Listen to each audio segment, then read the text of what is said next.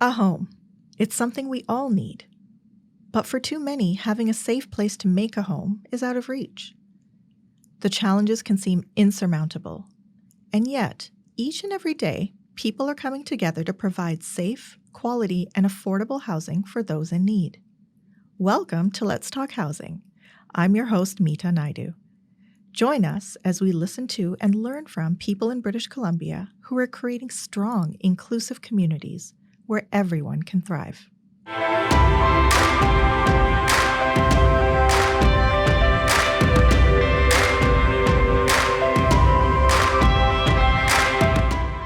Hello, and welcome to Season 5 of Let's Talk Housing. I'm your host, Meeta Naidu. As we begin today's podcast episode, I'd like to acknowledge that I'm recording from the unceded and unsurrendered land of the Halkomenum-speaking peoples. Also, for transparency, this episode is being recorded in January of 2025 and reflects the issues and priorities of that time. Today on Let's Talk Housing, we are joined by Brad McCannell, VP of Access and Inclusion at the Rick Hansen Foundation, Doug Tennant, CEO of UNITI, and Jules Cressman, Community Advocate. We'll be talking about accessible housing and its importance and impact in community. This is Let's Talk Housing. I'd like to open the conversation by hearing a bit about what inspired each of you to focus on accessible housing. What brought you to this place? Doug, what drew you to this field? Yeah, thanks, Meeta. I got involved with this 34 years ago when I met my stepdaughter, Krista, who has Down syndrome. She was 3 at the time. I was aware that there was discrimination, but I wasn't aware of how pervasive it was. Things such as people protesting her going into her school as the first person with a developmental disability in the school. And so that sort of shifted my paradigm on life and gave me a focus. And over the past 34 years, I've worked as a volunteer, as a frontline worker, and now a board member, and now in my current position for the last 13 years as the CEO of UNITI. And UNITI is the partnership of 3 not-for-profit organizations, one of which supports people with developmental disabilities and acquired brain injuries. And we found about 20 years ago that there just wasn't the same housing options for people with developmental disabilities.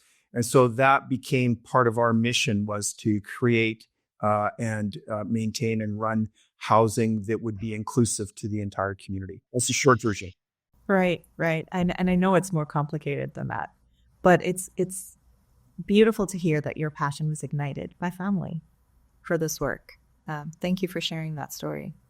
Jules, what about you? I'd love to hear your story. Why is accessible housing such a meaningful cause for you? When I joined a housing co-op in Coquitlam, I have served on the board 3 different times. I'm currently the outgoing president as we dissolve and go into a new co-op under the name Packard Housing Co-op. When I came in here, I was using a scooter because I had a disability. At the time, they weren't really sure what was going on, but I needed a scooter and then a wheelchair. And for a long period of time, I was unable to do outside activities without the assistance of a wheelchair. Then my health improved somewhat, but it was important for me to have an accessible unit. So I was switched from what was a regular unit to an accessible unit. And you were talking about how has that impacted my life. And I have to say, one of the things that is funny is people assume that because I'm in an accessible unit, I must use a wheelchair.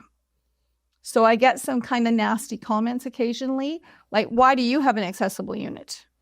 You look fine. There's nothing wrong with you. And they're not nice about it. I'm not talking about people that are polite and are interested. I'm talking about people who think that they know what they're talking about, and they don't. And so they can be quite rude and a little bit uppity. And then you just have to use it as a teachable moment and go, well, wait a sec. Not all abilities, or different abilities, as I call them, are visible. And so just because I look fine to you doesn't mean I don't benefit from having a bathtub that's got accessible bars all around it. I have a wider space to be able to change and do things. If I ever need to go back into my wheelchair, I have that access, etc. And so it's been a positive opportunity for me personally to learn about the challenges that come both in and out of using some sort of mobility aid, and also just personally navigating the world with different abilities. So that's kind of my story. Well, first, I'm glad you've got that unit. Thank you. And it's very interesting when we think about invisibility and visibility and who gets erased as a result, right? We'll dive into that more. Brad, tell us a story. Tell us your story. Oh, gosh, my story. I've been quadriplegic for 44 years now. And this whole accessibility thing is a second career for me. I spent 25 years in the television business. And in 1990, I owned and operated the second largest production company west of Toronto. So we were a very busy group. And I got a call from my old friend, Rick Hansen. And he asked me if I'd be interested in being the project manager for the largest Congress and exposition on disability ever held, at least at that point. It was called Independence 92. And as a producer, I thought, this is great. I'll go do this. And I went there, and I was, up till then, I wasn't part of the community of people with disabilities. I was injured. I got rehab. I went back to work. I was a busy guy. Life was good. But I had no exposure to people with disabilities whatsoever until this conference. Now, this conference was 2,700 delegates from 93 countries around the world with every conceivable disability you can think of. And in that conference, I met Justin Dart, who was one of the founders of the ADA. I met Henry Enns from Disabled Peoples International. I met Laurie Beach, part of the independence movement. And I was blown away by the fact that there was so much to be done and so few people doing it. And actually, Henry and Laurie Beecham looked at me and said, "You should be here. We need people who know how to communicate." And so at the end of that conference, I wrapped up my television production company and sold it to a highest bidder, and then opened up Canadian Barrier-Free Design, the first professional access consulting firm on the West Coast. And from there, I specialize in large public events like the Olympics and the Paralympic Games and those kinds of things, and airports and stuff like that. But my whole exposure to that community, suddenly I just recognized how we were being held back. And we were being held back mostly by the built environment. And that had to change, so I was the guy to do it. So just airports and just the Olympics. Oh, gosh, no. Those are not small things, Brad. Well, I had the great pleasure of being on the International Paralympic Committee's Access Working Group. So that was determining the access to be provided at all venues and all events for the Paralympic and Olympic Games. So that led me into everything from corner stores to bakeries to... The interesting thing I found is whether it was the 2008 games in Beijing and then the 2010 games here in Vancouver, we were able to put 200 people using wheelchairs on the side of a mountain to watch a downhill ski race. Nobody had ever done that before. But whether it was the big projects or the little corner bakery, the one thing they all had in common is they knew what accessibility meant to them, to their organization. And it's one of the things that's really important. Access is not black and white. It's gray. And how it affects your organization is critically important. And it's the same in housing. It's the same in commercial and retail space. Knowing how it affects your operation is the only way you're going to know what the return on investment is, whether that's cash profit or employee benefits or whatever it is. The only way to take that is to take it personally. And that's what I've been trying to get people to do now for almost 30 years in the access business. So, Brad, I think that's the perfect segue to talk about the impact of the Rick Hansen Foundation. Tell me about what the organization has done so far to meet evolving accessibility needs over the years. How do you ensure your programs remain relevant and impactful? Well, the foundation's been around for 35 years, maybe more than that now. But and so we've taken a national and international approach. We're in a unique position to bring organizations of and for people with disabilities together with the corporate world. And that's something that Rick Hansen can do that perhaps nobody else can do as well. And so that's been real key to what we've been moving forward. It's to try to bring that knowledge forward and then to integrate the needs of people with disabilities into the everyday thinking of bureaucrats, of government, of corporate people. But what we realized, I was brought into the foundation 10 years ago to develop the Rick Hansen Foundation Accessibility Certification Program. And what we recognized was the built environment was the key to the success of all the other pillars of accessibility. Whether it's employment, transportation, communications, web access, they all rely on the built environment. Even if you're working from home, you're in a built environment. So, the bottom line was, without accessible destinations, accessible transportation was not as important. And even the best HR program in the world wouldn't work if I couldn't get in the building. So the built environment became our focus, along with the school program. Our school program is really important to us. But the built environment program, what we had to really do is get industry to recognize the return on investment that's just laying there, that they're just ignoring, and help them understand that this isn't about more regulation. It's not about more red tape. It's about you. It's about your family. It's about your mom. So the built environment became a focus. We recognize that the industry has evolving needs as well. The demographics are changing. The industry needs are changing. All this stuff has to come together. And it's all about the practical application of universal design, and delivering that is in our DNA. Can I ask you to define universal design? Universal design is not a thing. It's not a prescription. It doesn't tell you how wide a door should be.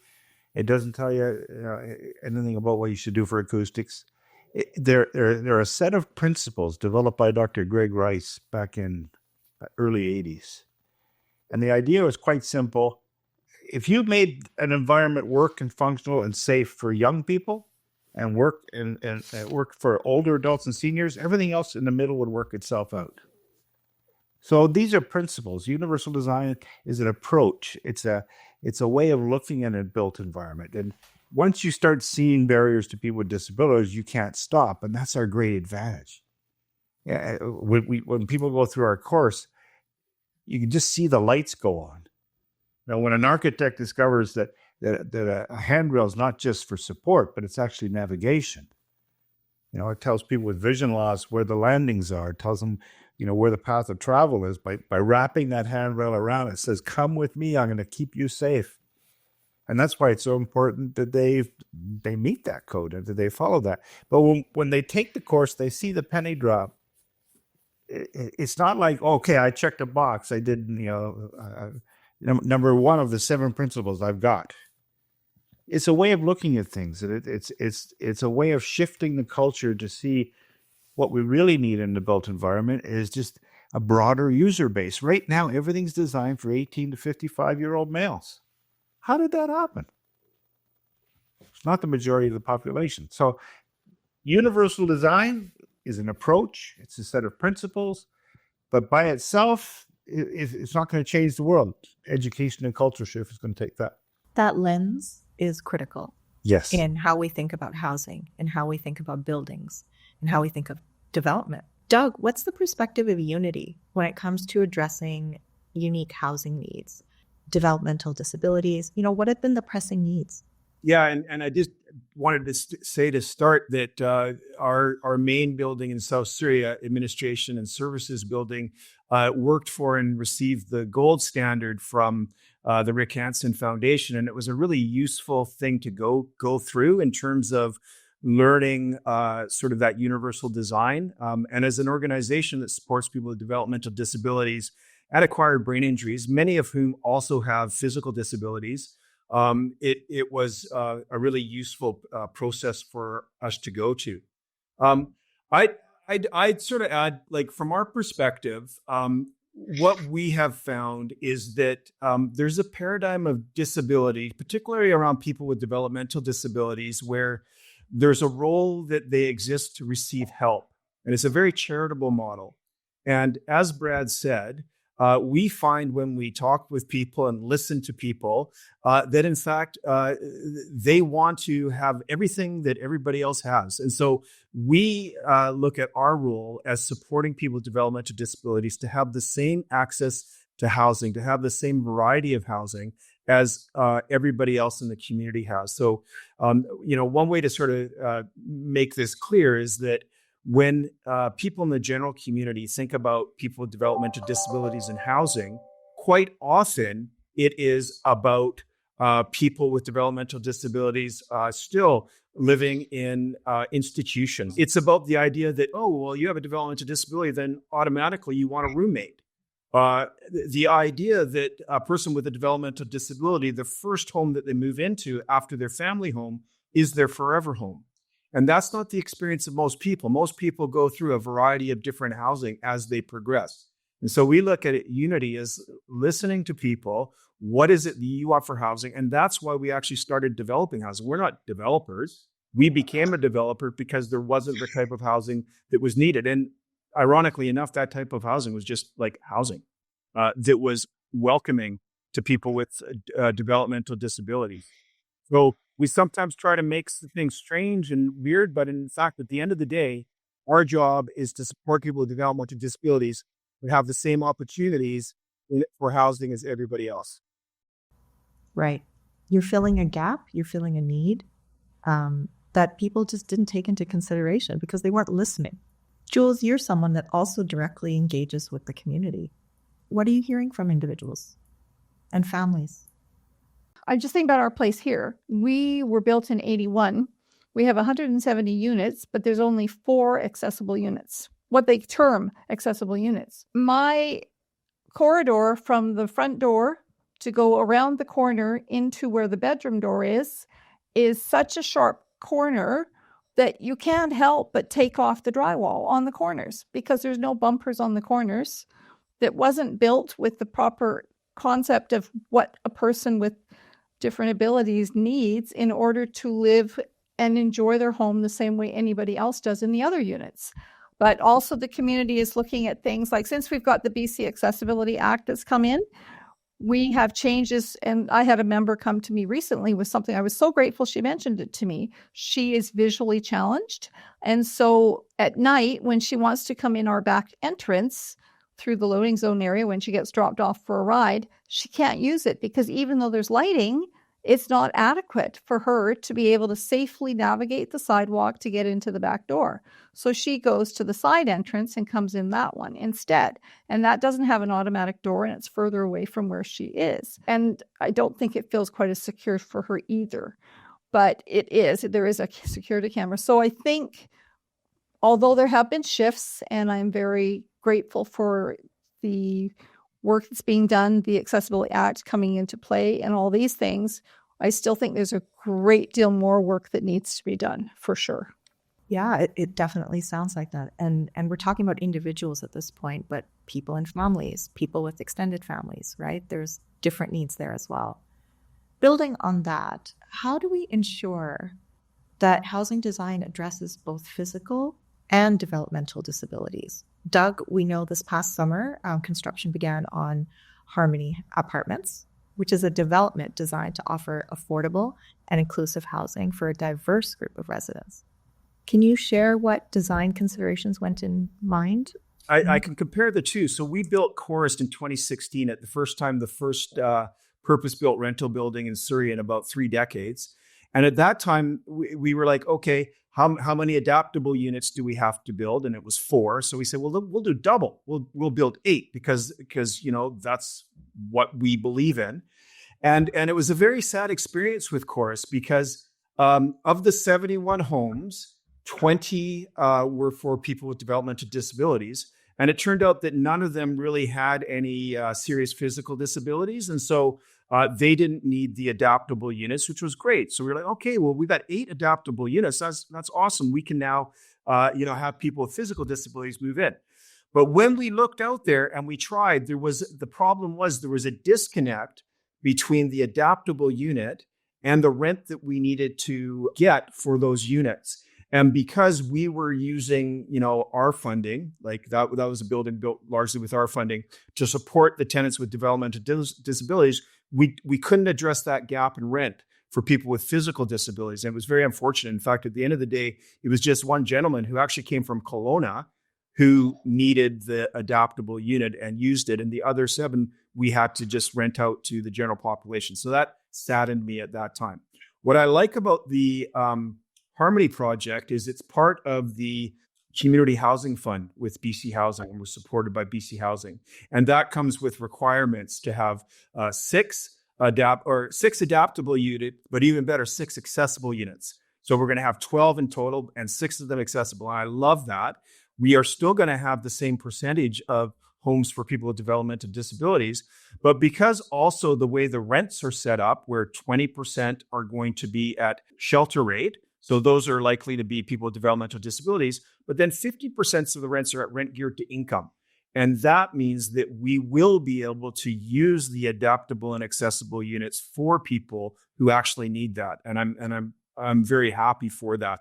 So it's a better setup. That's a very novel concept, actually, to be able to move around where you need to be with those subsidies in place. Yeah. Yeah, and it makes us accountable as a landlord as well, that people aren't choosing us just because we have a subsidy, but they're choosing us because we're a good landlord, which we are. Right, exactly. Brad and Jules, like what other factors, we're talking about income, what other factors do you think are important to creating housing that fosters independence and belonging and a sense of community? Having access to resources and having someone within the community that you're part of or that you're representing that has the knowledge base of knowing where to go and who to connect with. And for me personally, being involved in the community and different committees and stuff that I'm involved in, it's been really beneficial because it's helped me to connect with a lot of different type of people that are doing community work in the Tri-Cities area. And so I've been able to, for my members and for people in the community, be able to say, hey, I've met this person. They're able to help you with this. Right now, we have an individual who needed assistance with income in order to continue to live in the co-op because he was disabled, but he had been supported by his family. And they both passed away. And now he's all of a sudden living on his own. He's run out of his trust money and boom. How am I supposed to survive? And he did not have the skill set to be independent without assistance. So fortunately, through SHARE, we were able to give him assistance with getting PWD started, getting his income support there for himself, start to work on other things that he needs to do and get him downsizing to a smaller unit, which will be more manageable and more in line with his income. So having the ability to know who to connect with is really important. So I think one area that we need to grow in is, you wouldn't want to do it's not a fair type thing, but something where there is the ability to bring together like-minded people that genuinely care about freedom of access and quality of life for all members of the community that you're part of. And just bringing people together and brainstorming and also just learning to connect with one another so you know who to reach out to. Like I have people that have reached out to me because they knew that I was at a co-op and might be able to assist someone that needed housing desperately.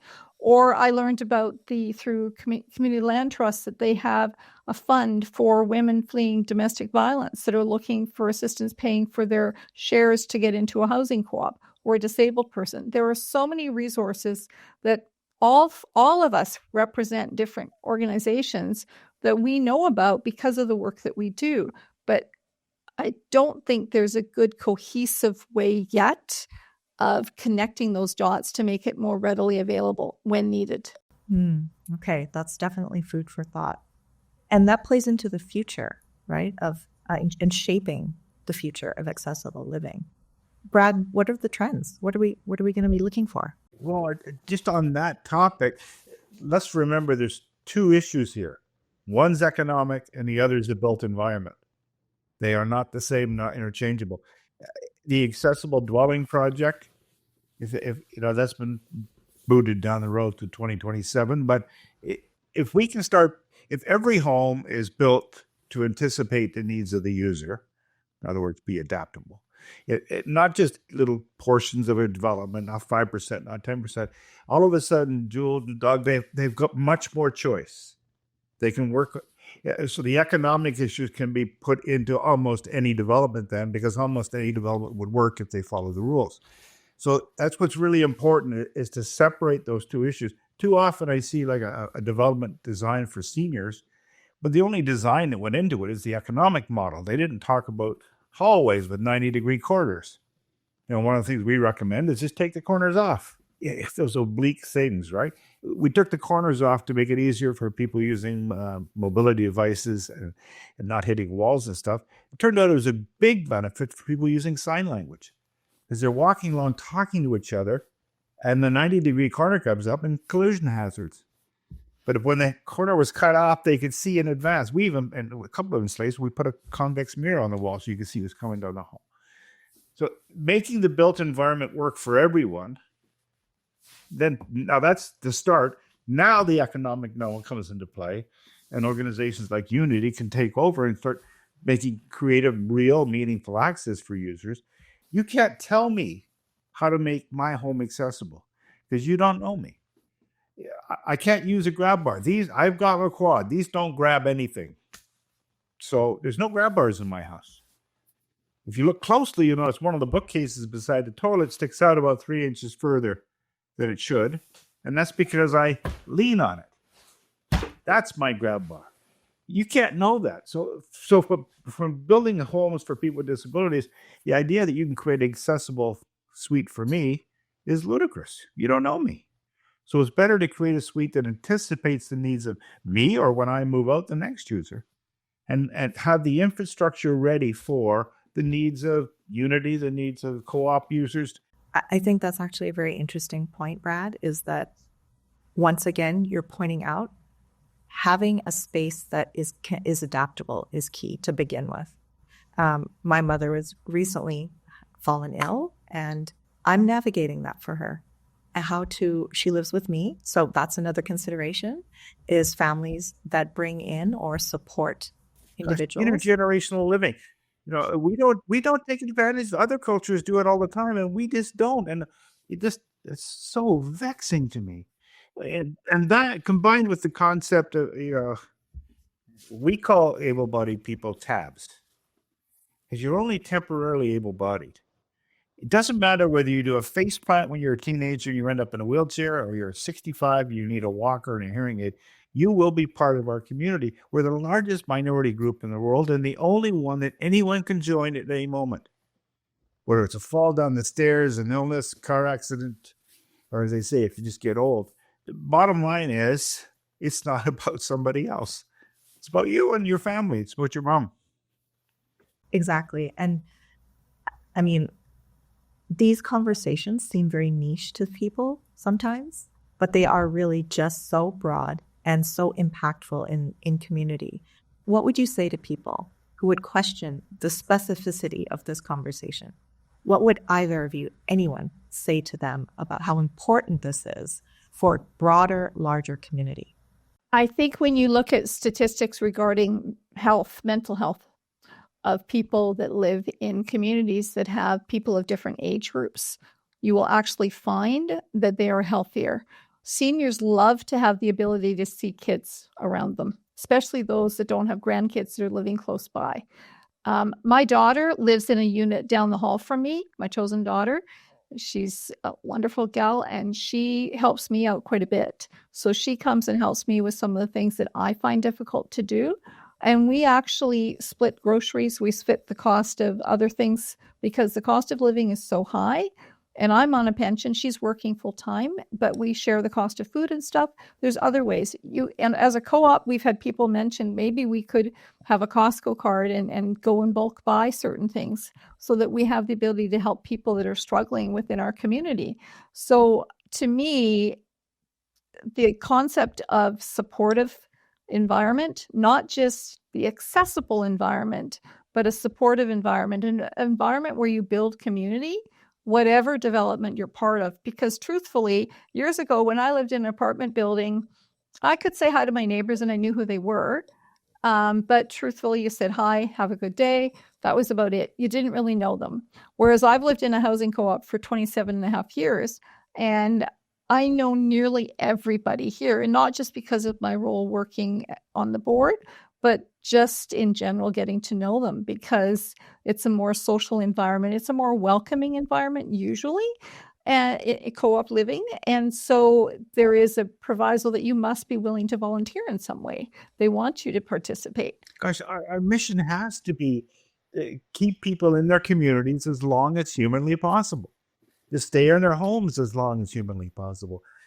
Even when they have to go into long-term care, it should be small facilities within their community so they can stay there, and it takes all advantage of the whole community piece, the intergenerational living piece. When grandma can't go see her grandson play hockey at the local arena because the sidewalks are cracked or the door's too heavy or the stairs are too steep, whatever it might be to keep her away, when she can't go there, a little thread breaks. Right? And it distances her from her family.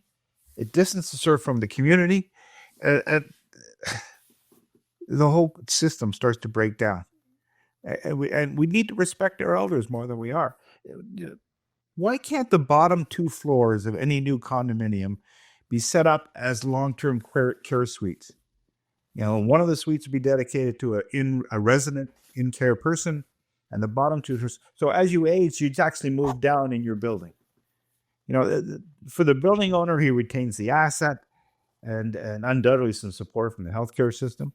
And return on investment for the owner, it's return on investment for the community, it's return on investment for the person who's just trying to stay part of their family without feeling like they're a burden to it. Yeah, and Jules and Brad, I think you really nailed it with your comments about community. And including multi-generational community. And historically, people with developmental disabilities, you talked about a thread, Brad. There was a cord that was cut because children were put into institutions and separated. And now the joy of a tenant with a developmental disability being able to go to the store, phone their mom and say, hey, mom, I'm at the store. Is there anything I can pick you up? Such a simple thing, simple act of kindness that all of us has done. Some with a person with development never having the opportunity to do that. And now they do. And of course they do. And that reciprocal relationship between we have no policy in our apartments about you have to do things together, nothing like that. But by the very fact that there are people with developmental disabilities who are part of that housing, first of all, it kind of sets people choose to move into that place, know that. So it kind of, that's a bit of a vetting right at the very beginning. But then the people that are living there, it's just fantastic. Families, seniors, people with disabilities. We've had 4 babies born in the last year. And it's just fantastic to have a community that cares about each other and also is completely great for the business community because people who live in affordable housing, they shop locally. They don't go to Palm Springs for half the year and they're shopping locally. So the dollar store, the Safeway, etc. They love the fact that that building's being built next to them because they've got 100 people that are shopping at their store. So it's great for the community. It's great for the business community. I would add that we do quality of life surveys every 3 or 4 years, scientifically verified. And recently, they now have an indicator of like the average British Columbian, so people without disabilities.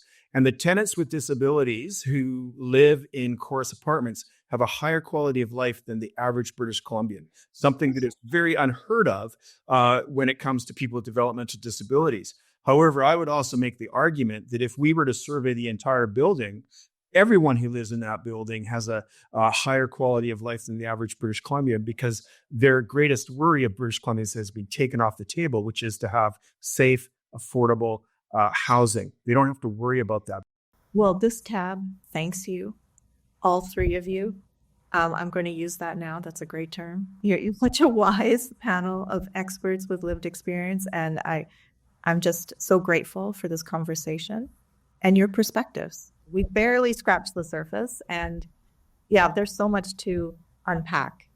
But again, thank you so much. It's been so great listening to you and hearing your different perspectives. I really appreciate it. To learn more about BC Housing, including how to apply for subsidized housing in British Columbia, visit www.bchousing.org. You can also find us on Facebook, Instagram, LinkedIn, and X. If you enjoyed this episode, give us a rating. This will help others find Let's Talk Housing and join the conversation. You can subscribe to Let's Talk Housing on Apple, Spotify, or wherever you listen to your podcasts.